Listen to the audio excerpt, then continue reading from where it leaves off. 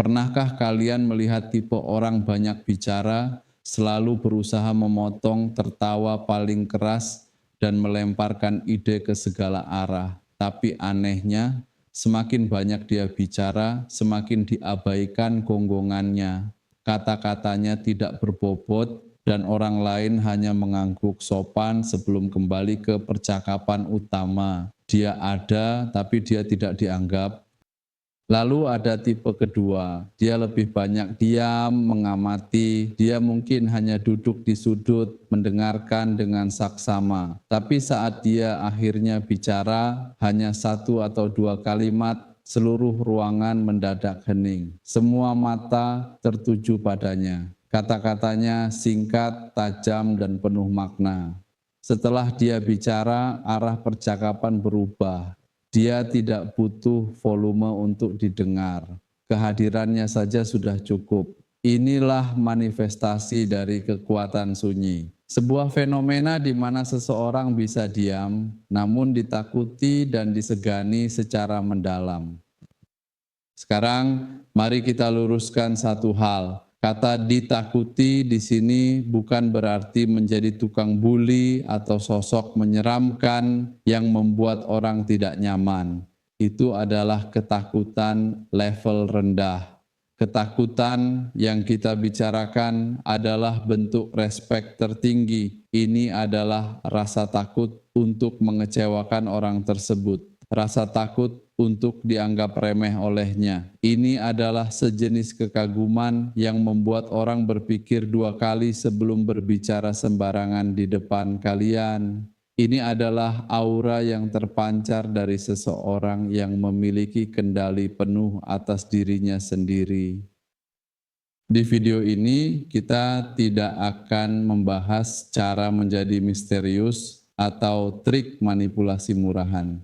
Kita akan membongkar 4 pilar psikologis yang menjadi fondasi dari kekuatan sunyi. Ini adalah tentang membangun substansi internal yang begitu padat sehingga kehadirannya saja sudah cukup untuk mengubah dinamika sebuah ruangan. Jika kalian lelah diabaikan dan siap untuk membangun otoritas yang otentik dari dalam, mari kita mulai perjalanan ini.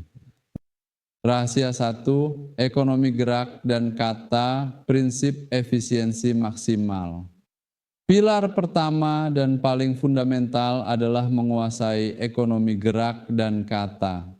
Otak manusia secara biologis dirancang untuk mencari efisiensi. Kita secara naluriah mengagumi sistem yang menghasilkan output maksimal dengan input minimal. Prinsip ini berlaku juga pada interaksi sosial. Orang yang terlalu banyak bicara dan bergerak tanpa tujuan dianggap sebagai sistem yang bocor dan tidak efisien. Mereka membuang-buang energi.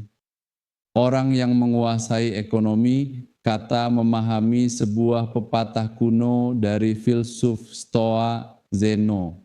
Kita punya 2 telinga dan 1 mulut, jadi kita seharusnya lebih banyak mendengar daripada berbicara. Diamnya bukanlah diam yang pasif atau kosong. Diamnya adalah sebuah proses aktif mengumpulkan data. Saat orang lain sibuk mengisi keheningan dengan obrolan tak berarti, dia sibuk mengamati, menganalisis dinamika, memahami motivasi tersembunyi, dan menyusun pemikirannya. Ketika dia akhirnya berbicara, kata-katanya bukan lagi sekadar opini, melainkan sebuah kesimpulan yang telah diolah dari data yang melimpah. Inilah yang membuat ucapannya terasa berbobot dan tajam. Secara psikologis, ini menciptakan efek yang sangat kuat. Manusia secara alami merasa tidak nyaman dengan ketidakpastian. Keheningan seseorang yang penuh perhitungan menciptakan aura misteri dan ketidakpastian yang membuat orang lain bertanya-tanya, apa yang sedang dia pikirkan? Mereka mulai memproyeksikan kecerdasan dan kekuatan pada orang tersebut, seringkali jauh lebih besar dari yang sebenarnya.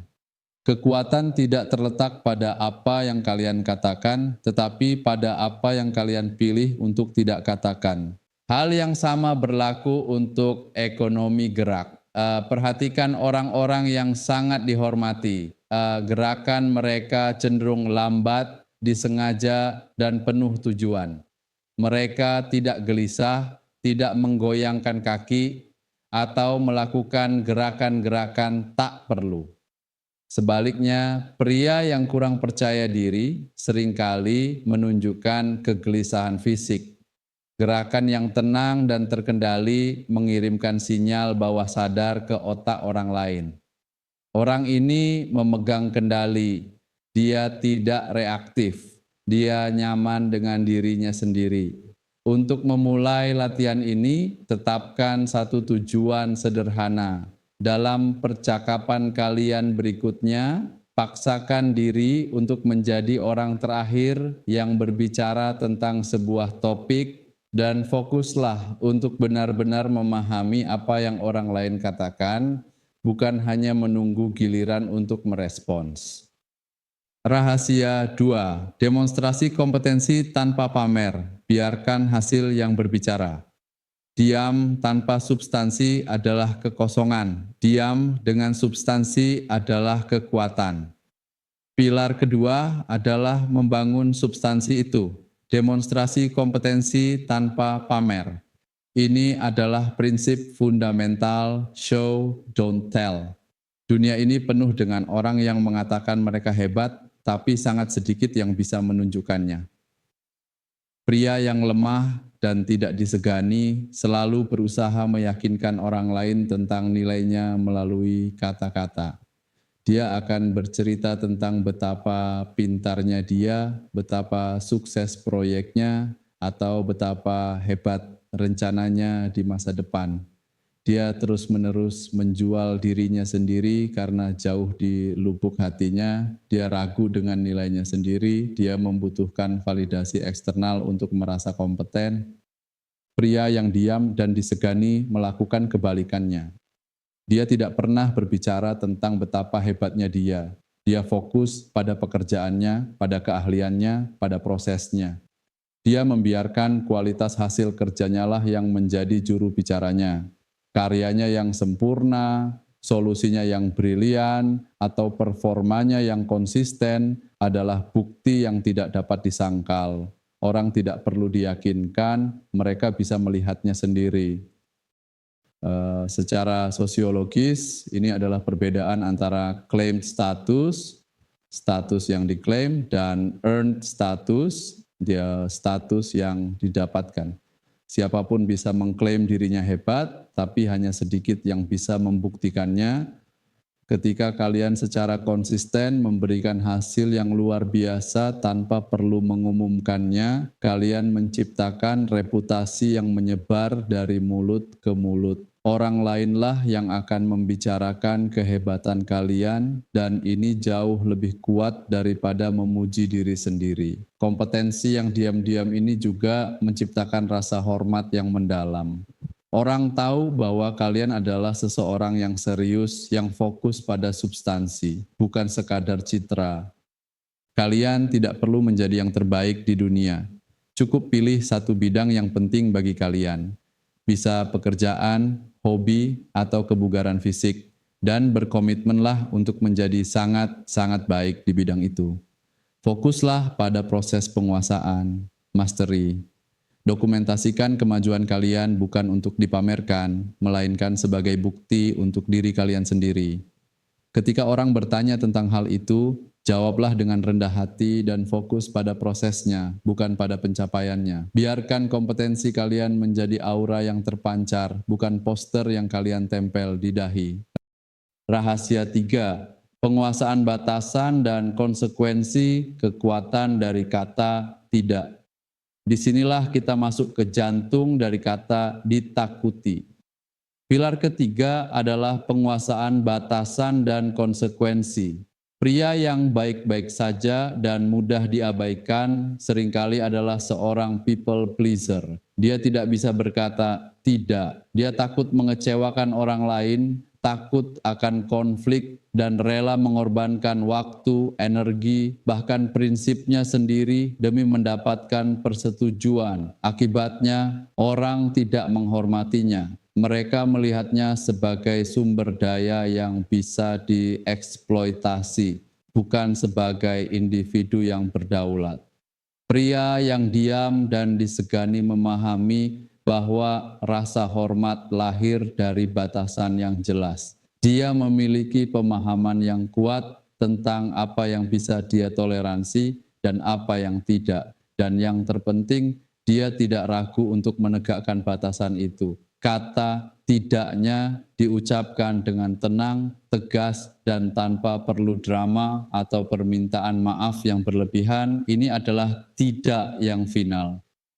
Kekuatan sebenarnya tidak terletak pada kata tidak itu sendiri, tetapi pada konsekuensi yang tenang dan konsisten jika batasan itu dilanggar. Dia tidak mengancam atau marah-marah, dia hanya bertindak. Jika seorang kolega terus-menerus membuang pekerjaan padanya, dia tidak akan mengeluh. Dia akan berhenti mengerjakan pekerjaan itu dan melaporkannya melalui jalur yang benar. Jika seorang teman tidak menghargai waktunya, dia tidak akan menceramahi, dia akan secara bertahap mengurangi ketersediaan waktunya untuk teman tersebut. Secara psikologi perilaku, ini menciptakan sebuah kerangka interaksi yang sangat jelas bagi orang di sekitarnya. Orang-orang belajar dengan cepat. Jika saya menghormati batasannya, interaksi akan berjalan lancar. Jika saya melanggarnya, akan ada konsekuensi yang tidak menyenangkan. Rasa takut yang muncul bukanlah takut pada amarahnya, melainkan takut pada konsekuensi logis dari tindakan mereka sendiri. Mereka takut kehilangan akses kepada orang yang berprinsip dan kompeten ini. Ini adalah rasa hormat yang didasarkan pada prediktabilitas dan integritas, bukan pada intimidasi. Untuk melatihnya, mulailah dengan mengatakan tidak pada satu permintaan kecil minggu ini yang sebenarnya tidak ingin kalian lakukan. Lakukan dengan sopan tapi tegas, dan jangan merasa perlu untuk memberikan penjelasan yang panjang lebar. Rahasia 4, validasi mandiri dan ketidaktergoyahan benteng internal yang tak tertembus. 3 pilar pertama akan runtuh tanpa fondasi utama ini, validasi mandiri dan ketidaktergoyahan, unflappability. Inilah yang membedakan kekuatan sejati dari kepura-puraan. Pria yang diam dan disegani tidak bisa digoyahkan oleh opini eksternal, baik itu pujian maupun hinaan, karena sumber utama harga dirinya berasal dari dalam. Bayangkan sebuah benteng yang kokoh. Pria yang membutuhkan validasi eksternal memiliki benteng dengan gerbang yang terbuka lebar. Siapapun bisa masuk dan memengaruhi suasana di dalamnya. Satu pujian bisa membuatnya terbang, satu hinaan bisa membuatnya hancur. Dia mudah dimanipulasi secara emosional karena tombolnya ada di tangan orang lain. Pria dengan validasi mandiri telah membangun benteng internal yang tak tertembus. Dia adalah penjaga gerbangnya sendiri. Dia bisa menerima kritik, mengambil data yang bermanfaat darinya, dan membuang sampahnya tanpa merasa terserang secara pribadi. Dia bisa menerima pujian, menghargainya, tapi tidak membiarkannya menjadi narkotika yang membuatnya kecanduan. Dia tidak terpengaruh karena dia sudah tahu nilainya sendiri. Nilainya tidak dinegosiasikan setiap hari di pasar opini publik, nilainya ditetapkan oleh standarnya sendiri. Inilah sumber ketenangan yang paling dalam ketika kalian tidak lagi membutuhkan apapun dari interaksi sosial, tidak butuh persetujuan, tidak butuh pengakuan, tidak butuh disukai, kalian menjadi bebas. Kalian bisa bertindak sesuai dengan prinsip kalian dengan integritas penuh. Sikap tidak terpengaruh inilah yang seringkali disalahartikan sebagai arogansi, padahal ini adalah manifestasi dari kebebasan batin. Bagi orang lain, ketidaktergoyahan ini terasa sangat kuat, bahkan sedikit mengintimidasi. Mereka tidak bisa menemukan tombol kalian sehingga mereka tidak bisa mengendalikan kalian. Dan manusia secara alami menghormati apa yang tidak bisa mereka kendalikan. Untuk membangun ini, latihlah untuk memisahkan identitas kalian dari hasil. Saat sebuah proyek gagal, katakan pada diri sendiri, proyek ini gagal, bukan saya adalah seorang kegagalan. Saat dikritik, anggap itu sebagai data tentang persepsi orang lain, bukan sebagai vonis atas nilai diri kalian. Praktikkan meditasi atau jurnal untuk secara teratur terhubung dengan pusat internal kalian yang tidak terpengaruh oleh kebisingan dunia luar. Kekuatan bukanlah apa yang kalian ambil, tapi apa yang kalian pancarkan. Jadi inilah 4 pilar kekuatan sunyi. Ekonomi gerak dan kata, demonstrasi kompetensi tanpa pamer, penguasaan batasan dan konsekuensi, serta validasi mandiri yang tak tergoyahkan.